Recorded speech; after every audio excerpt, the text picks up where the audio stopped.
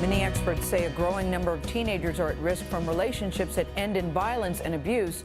Tomorrow night, 48 Hours has a story of two high school seniors. They seem like the perfect couple until they split up.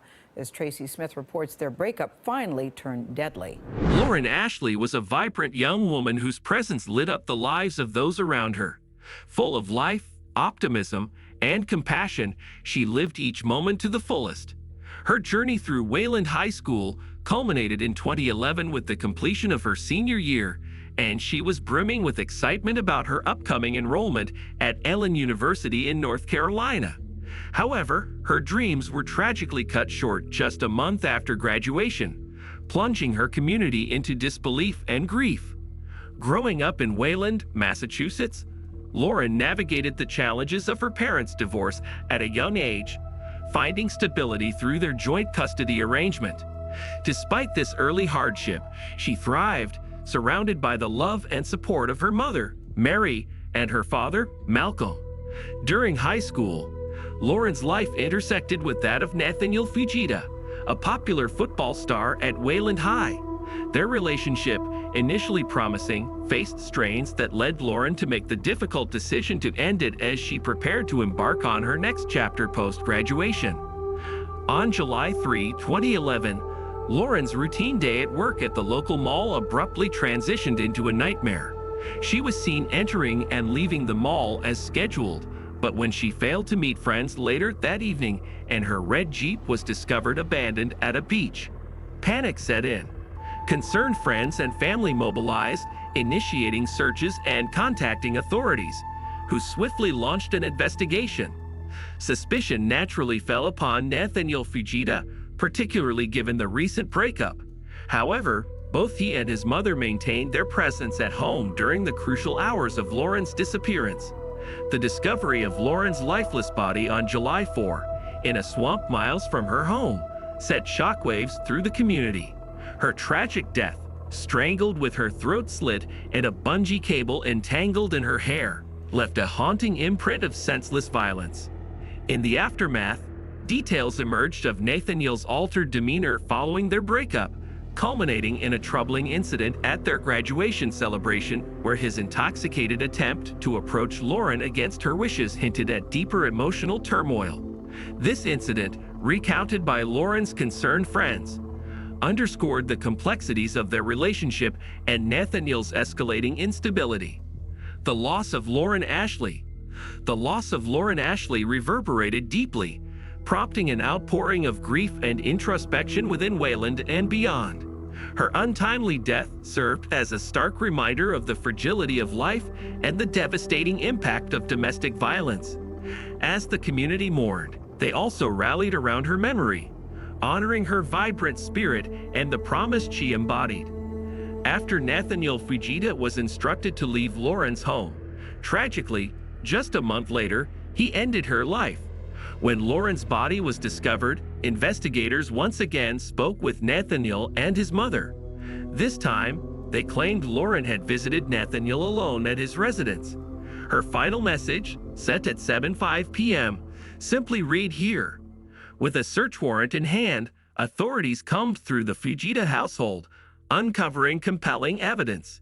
Among the findings were bungee cords, a blood-stained area, and a black gym bag in the basement containing damp, dirt-covered tennis shoes.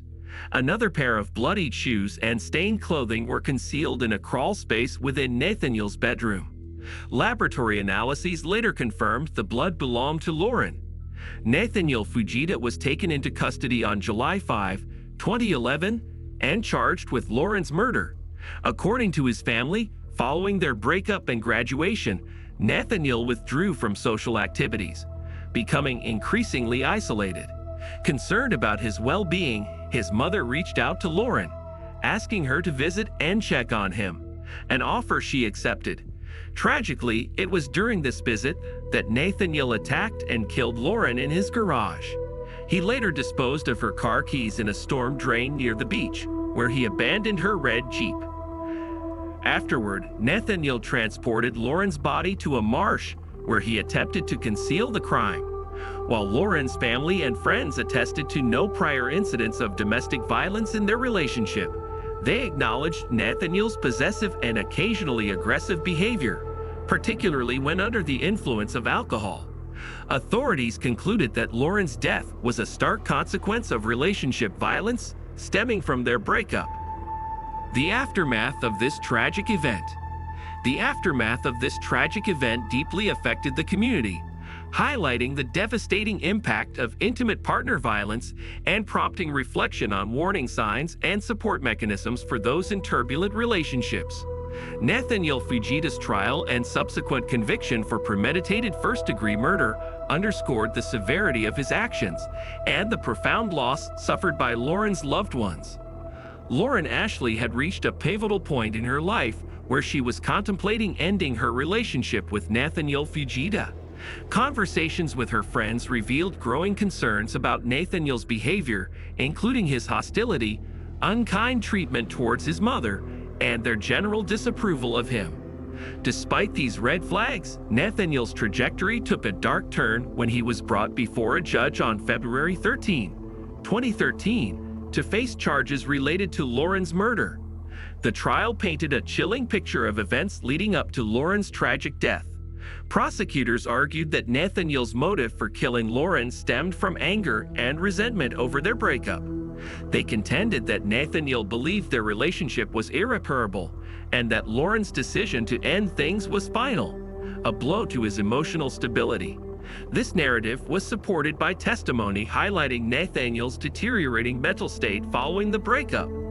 In contrast, Nathaniel's defense attorney did not dispute his client's responsibility for Lauren's death, but instead offered a defense rooted in mental illness. They argued that Nathaniel suffered from severe clinical depression, which culminated in a psychotic episode during the attack. According to the defense, Nathaniel was not fully aware of his actions at the time of the crime, suggesting a temporary break from reality that clouded his judgment and led to tragic consequences. Further proceedings, however, the prosecution countered forcefully, presenting evidence that pointed to Nathaniel's awareness and calculated actions post-crime. They highlighted how Nathaniel had meticulously hidden Lauren's body, disposed of incriminating evidence, and attempted to sanitize the crime scene, a sequence of actions that spoke to premeditation rather than impairment. Witnesses, including friends who interacted with Nathaniel at their graduation celebration, testified to his behavior, revealing signs of distress and volatility. The trial proceedings, spanning several weeks, provided a harrowing glimpse into the dynamics of Lauren and Nathaniel's relationship and the stark aftermath of its dissolution. On March 5, 2013, after a day of deliberation, the jury delivered a verdict. Nathaniel Fujita was found guilty of premeditated first-degree murder. The sentencing, life in prison without the possibility of parole, reflected the gravity of his actions and the irreparable loss suffered by Lauren's family and community. Lauren's tragic story serves as a poignant reminder of the complex intersection between mental health, interpersonal relationships, and the potential for violence. It underscores the importance of recognizing warning signs and providing support to individuals navigating turbulent emotional waters. In the wake of her death, Lauren's loved ones have channeled their grief into positive action, establishing the Lauren Astley Memorial Fund to promote healthy teen relationships, the arts, and community service, an enduring tribute to a life cut short by senseless violence. After a 3-week trial, on March 5, 2013, Nathaniel Fujita was found guilty of premeditated first-degree murder. He received a life sentence without the possibility of parole. Despite the sentence, Lauren's father, still grieving, offered comfort to Nathaniel's family with a hug. Lauren's mother expressed a desire to understand why Nathaniel took their daughter's life and how long he had been planning it. Outro. In memory of Lauren, her family and friends established the Lauren Astley Memorial Fund, dedicated to promoting educational programs in healthy teen relationships, the arts, and community service. Lauren's tragic story serves as a reminder of the devastating impact of domestic violence and the importance of supporting those in need. Thank you for viewing this story. It's a heartbreaking reminder of the consequences of relationship violence And my condolences go out to Lauren's loved ones.